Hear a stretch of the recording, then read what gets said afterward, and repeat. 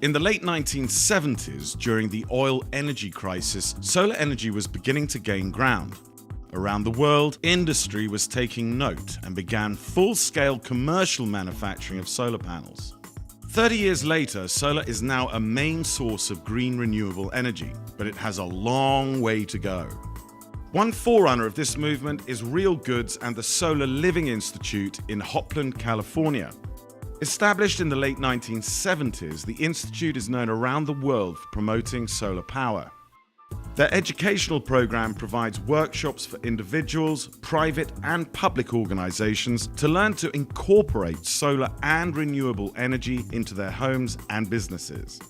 But their goal is not only to educate. They also sell and install solar systems around the Southwest.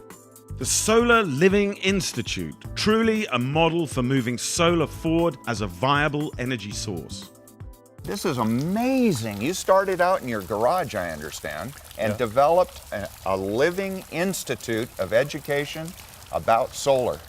Yeah, we're in our 32nd year here now, Don. We started in 1978 in a garage in Ukiah, California.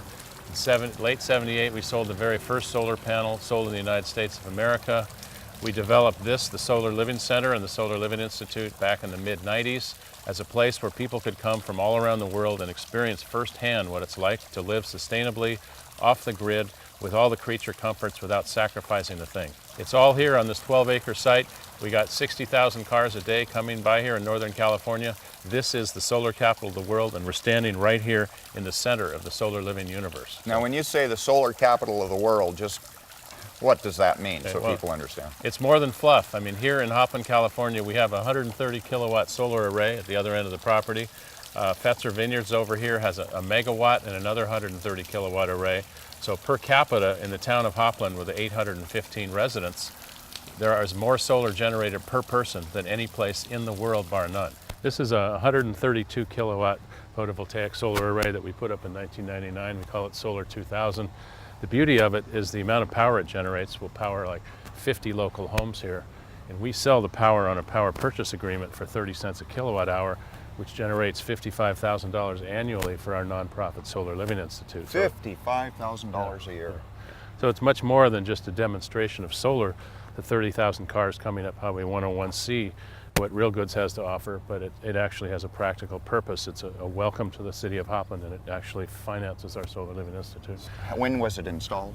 Late 1999, this whole thing went up in about 3 weeks, and at the time it was the largest array in Northern California. Now, you know, these are a dime a dozen 100 kilowatt solar arrays. In fact, Real Goods just installed a 3.5 megawatt array down in San Jose for 5 high schools in the San Jose area, and we put in over 6,000 homes around the country, giving them solar on top of their rooftops, saving them, giving them a 15 to 25% return on investment for every system we put up.